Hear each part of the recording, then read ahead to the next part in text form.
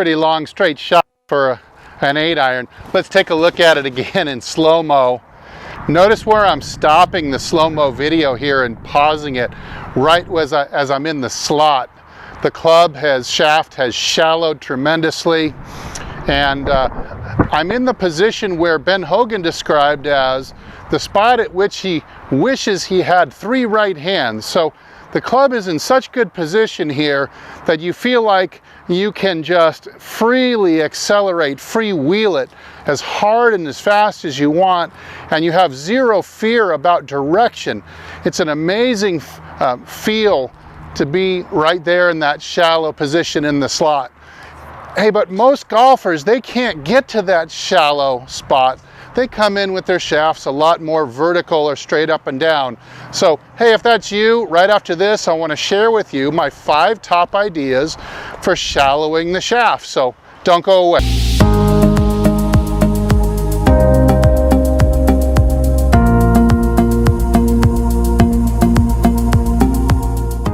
Hey, this is Steve from HitItLonger.com. I'm on a journey to hit longer and straighter drives, but just be longer and straighter all the way from tee to green. So if that's your journey and you'd like to improve your golf swing, then at the end of this video, if you liked it, consider hitting the like button, subscribing, and leaving a comment. So we know that not only does shallowing the club shaft in the downswing, something like this, letting it fall like this rather than bringing it down more vertically, we know that bringing it into a shallow position from the transition into the slot really helps us hit with more power. But not only that, it really puts the club in such a good position that we can release it fully without ever really worrying about making a bad miss in direction.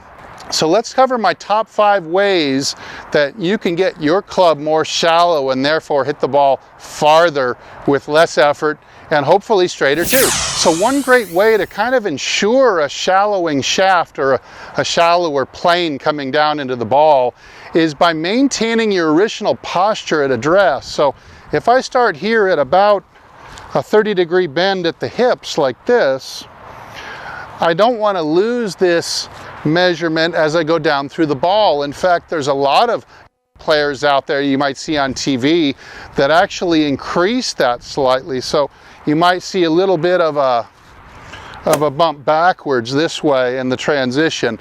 Let me show you why. I'm going to take that to the extreme here, and I'm going to see if I can bend at 60 degrees like this.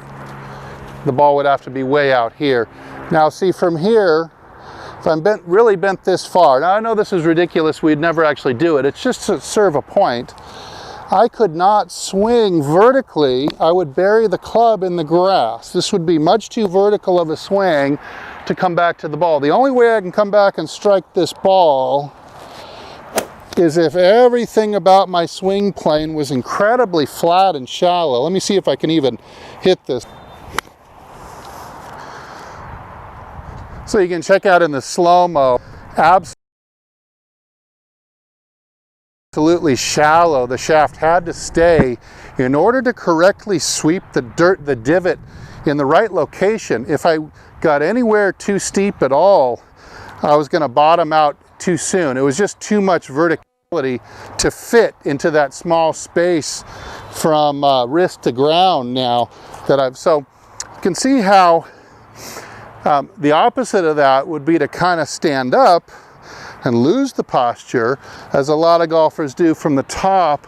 They kind of early extend the hips this way, kind of pushing out towards right field, and that gets the body real tall. And now all of a sudden we're going to need to have, in order to meet the ground, you see, I'm going to have a really vertical swing plane and a vertical shaft, so the shaft might even look like it's standing up rather than laying down as the downswing progresses. So when it comes to shallowing the shaft, a second great idea that you might want to check on yourself and make sure you're doing enough of is getting enough tilt or side tilt as you're going into the ball in your downswing. So that would look like this. Let's say I'm in a good position here. What I mean to make sure I'm going to do is have enough lateral shift of the hips as well as turning, but some people, they kind of eschew making a lateral move towards the target, which I think you have to, it's a weight shift. So watch what happens to the club shaft as I just simply go into a tilt. See, the club naturally kind of wants to fall into that more shallow position almost automatically. You really have to create a side tilt. Let the right side drop low, and you can see the club wanting to kind of drop into that shallow slot position. Let me show you again from the face on. Here we're in good shape. Notice I've actually got a reverse tilt of my spine in the swing that I advocate, the Mike Austin golf swing. And I'm going to reverse that tilt now and drop into the opposite side tilt as my hips work targetward into the left post, and the club naturally wants to shallow out. So make sure that in your pivot you're getting enough of that side tilt in order to let that club shaft drop.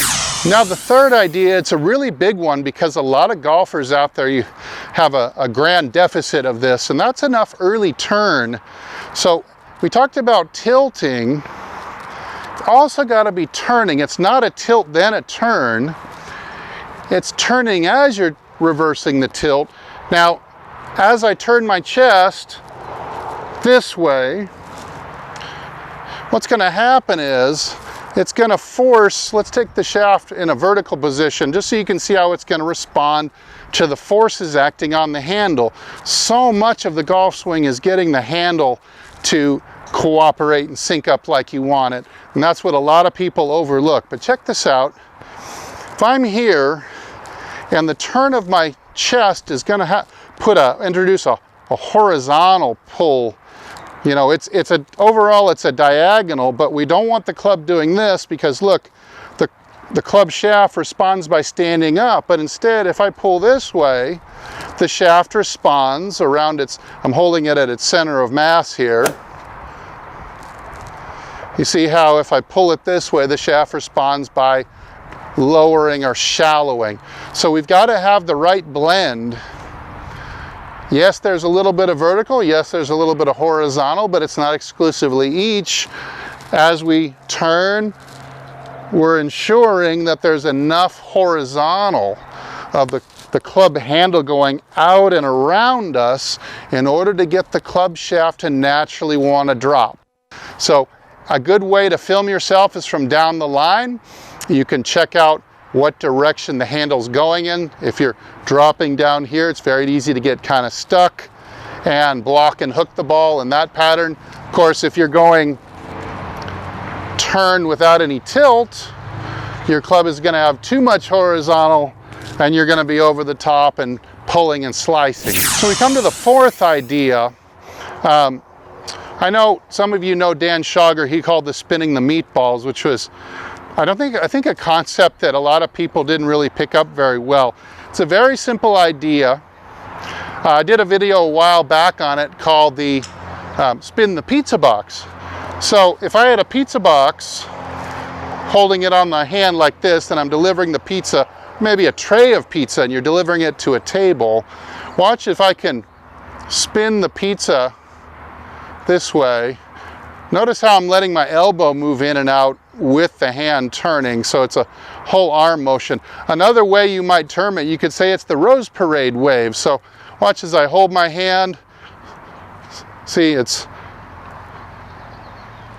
turning from letting the elbow and the upper arm get involved. So as I reach the top of my swing, I'm waving to the people on the right of the float. And I'm now going to wave to the other side. So this little move right here, top of the swing, winds up the forearm. As you transition and step down, you turn it the other way like this. It's a very small move. Watch how big this is from this angle. So small. And that is done in conjunction with the step down move. So my heel's off the ground here. I'm in a full wind up. I have already waved this way to get the club to horizontal parallel.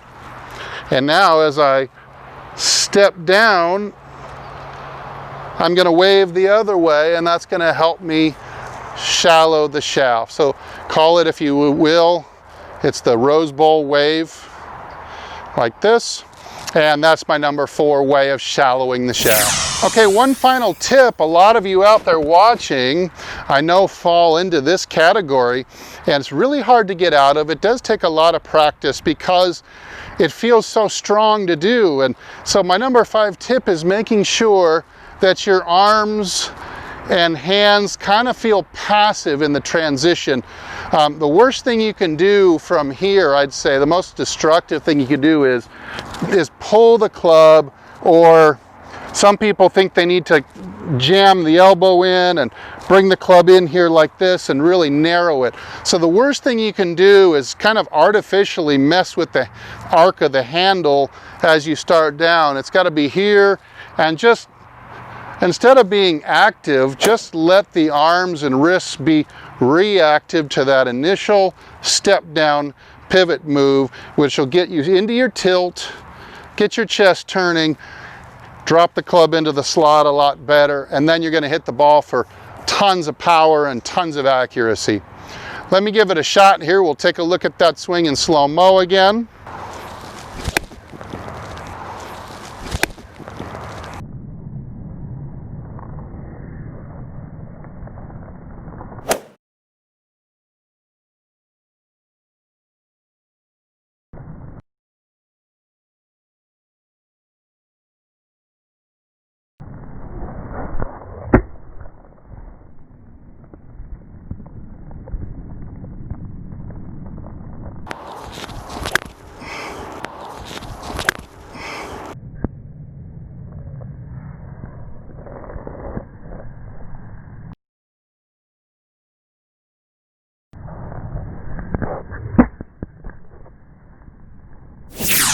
So exactly how shallow would we like the club shaft to be?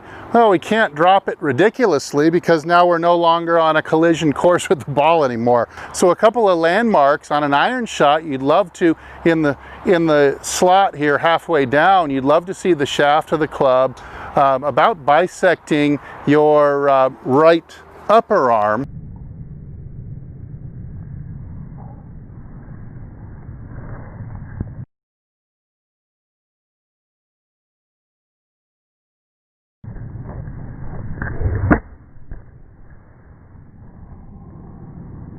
And then on a driver, you'd like to see it, since a driver already lays a little bit flatter at address, you'd like to see it lay down a little bit more to where in just a little past halfway down, it drops or shallows and kind of rides just above the right forearm.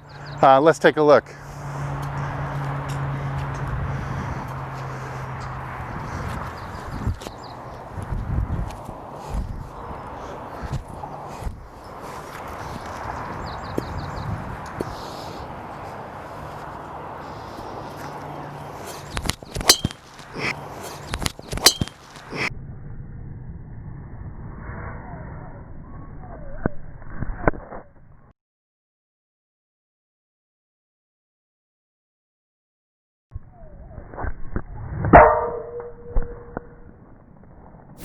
So if you're like me and you're really hooked on learning how to hit it really long and really straight, you've seen yourself on video and you know that you're not shallowing the shaft like you should, try maybe 1 or 2 of these ideas. It's probably too much to try all 5 all at once, but start with 1 and maybe 2 and practice it a little bit. And hey, get back to me if you're getting some progress out of it. I'd love to hear about it. Please leave a comment down below and let me know what you think. Hey, thanks again so much for watching. I'm going to keep at it, keep practicing getting the shaft to shallow in my downswing just about the right amount. Thanks again to Golf Development Complex for the beautiful views today and for hosting me. And as usual, if I don't see you in the next video, I sure hope I see you longer and straighter down the fairway.